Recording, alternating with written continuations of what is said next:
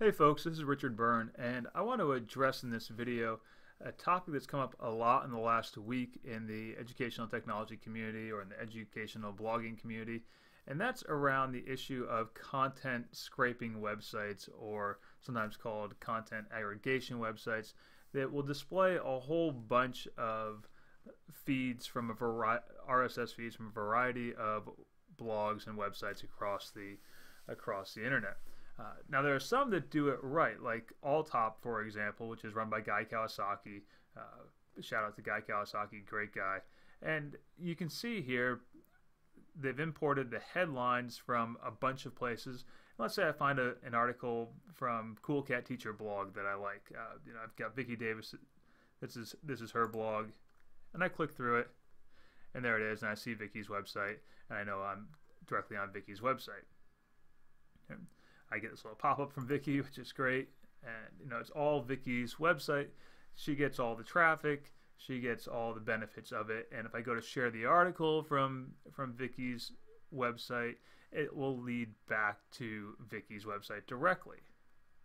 However, there are some sites that don't do it the right way, and they'll do things like this. Now, let's say on this website, we see Vicki's article here again, the Cool Cat Teacher, and we click on Vicki's article. Okay, we see the little blurb and we think, all right, this looks good. And we click on it, and it loads it. And while we see Vicki's website, what we're actually seeing is a framed version of Vicki's website.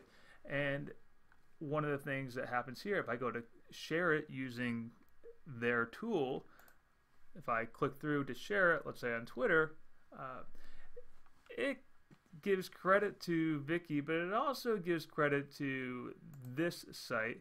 And worse, if we take that link, I'm not actually going to tweet this because I don't want to generate any more traffic for that site. It doesn't lead back to Vicki's site. It leads back to this site, which is framing her site.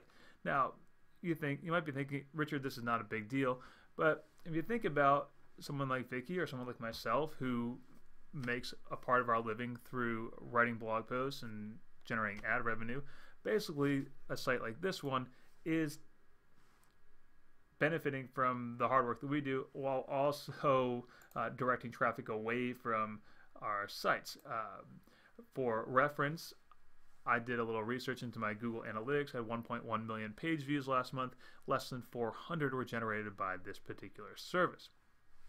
So that's why it's such a big deal to give proper attribution, to give proper links. Again, Alltop does it right.